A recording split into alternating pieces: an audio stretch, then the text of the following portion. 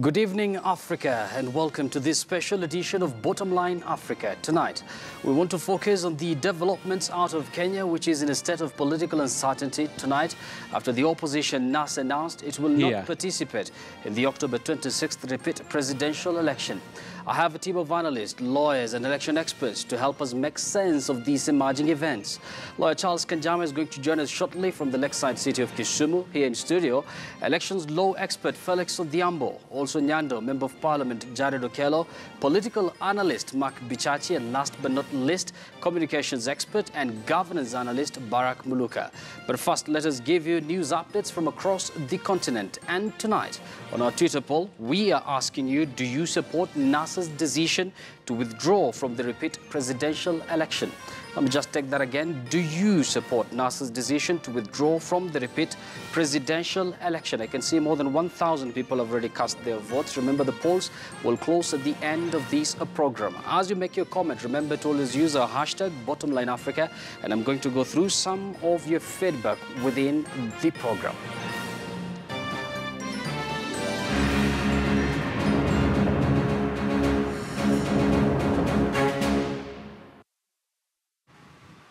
Spoiled vote. Of course, this is a special edition of Bottomline Africa, and we begin from right here in Kenya. Reactions have been coming in about Kenyan opposition leader Raila Odinga's decision not to participate in a presidential election rerun ordered by the Supreme Court.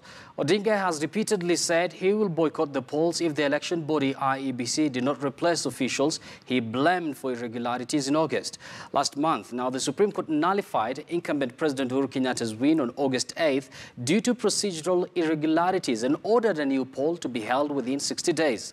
Now, the withdrawal by NASA came as legislators from the ruling Jubilee Party were debating proposed amendments to the election laws.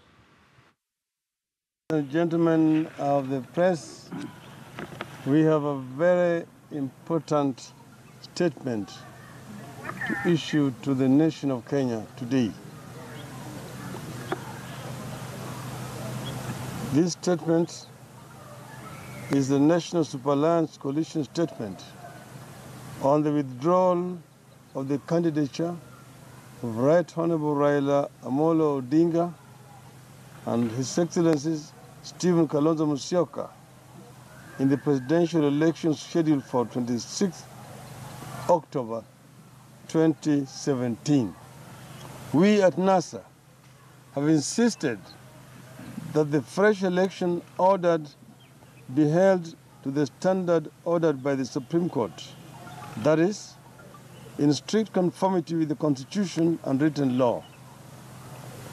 You have provided a checklist of what we deem to be the reducible minimum changes required to ensure compliance. The validity of the checklist of the requirement for free and fair elections proposed by NASA has not been disputed by anyone, not by the IEBC, not by Jubilee, or other actors and observers. The EU Observer Mission recommendations are in conformity with our irreducible minimum. Remember the 18-point statement issued by the EU mission here. Instead, the case for proceeding with the fresh election on 26th of October, without these changes being made on the grounds of time constraints, is unacceptable. Jubilee and the other proponents of an election without reforms are saying, Bora uchaguzi, that is, any election will do. But we in NASA are calling for uchaguzi bora, a credible election. Of course, once again, that story is going to form the basis of our discussion tonight. And still on Kenya's election, and Kenya's Independent Electoral and Boundaries Commission, that is IEBC, entered into crisis talks with its lawyers to discuss opposition National Super Alliance, that is NASA's leader Raila Odinga's decision to boycott the 26th October presidential election rerun. IEBC says it has taken the necessary steps to guarantee a credible presidential election rerun. Soon after, the opposition announced that it was polling out of the 26th October poll.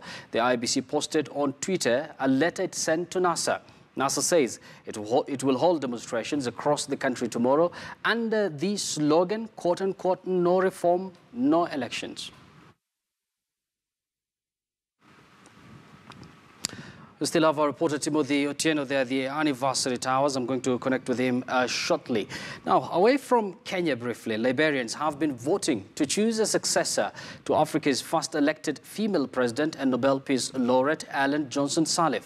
Ex-football star George Weah and Vice President Joseph Boakai are the main contenders in the race to succeed her.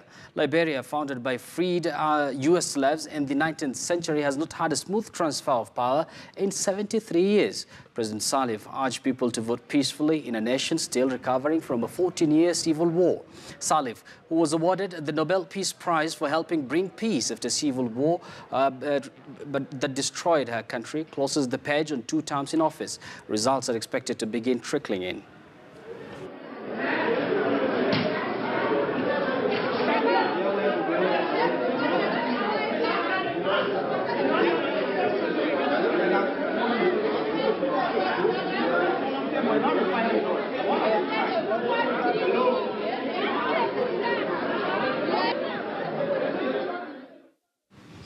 Over to some developments to the south of the continent, and Zimbabwe's President Robert Mugabe has stripped his powerful deputy Emmerson Mnangagwa of the post of Justice Minister in what is seen as an attempt to weaken him as the battle to succeed the 93-year-old leader intensifies. The move comes days after First Lady Grace Mugabe warned of a possible coup plot, and the other Vice President Felekezela Mfoko accused Mnangagwa of lying when he alleged that he had been poisoned at a rally addressed by the president in August.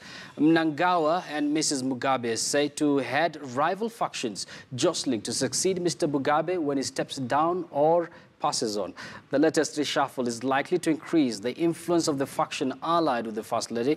The Justice Ministry, key in overseeing general elections next year, has been given to head of intelligence and retired Army General Hapiton Bonyongwe.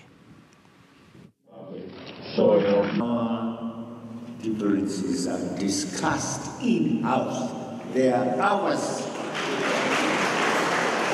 They don't belong to the outside. And kutukana kunze. It's a shame. It doesn't matter how offended you feel. Bring your matter here. Your offense here, we will discuss it. And we'll find a solution within the party. Although we appointed some people to certain positions, did they live up to the calling of those positions? To not carry some party, make it here. To tell some will mend and next week there might be some changes in It is the President's pleasure to introduce new blood into cabinet, and as he said himself, he has been looking at us and our performance. And in some areas, he has indicated that the performance was not up to his expectation. And as a result of that, he has done the reshuffle. Uncle Bob, as he's fondly referred to there, flexing his muscle, is already 93 and he's expected to defend his seat next year, but he's going to turn 94 through his ZANU-PF party. Very interesting development there in Zimbabwe. Now, the first in a series of trials of more than 6,600 people accused of being members of militant Islamist group Boko Haram has opened in Nigeria. The trials are being held in secret by civilian court judges at a military facility in north-central Kainji town. Rights activists say they are concerned about the lack of transparency in what have been described as the biggest terrorism trial in Nigeria's history. Some 20,000 people have been killed in Boko Haram's 8-year insurgency. Only 9 people have been convicted so far of being involved in the unrest.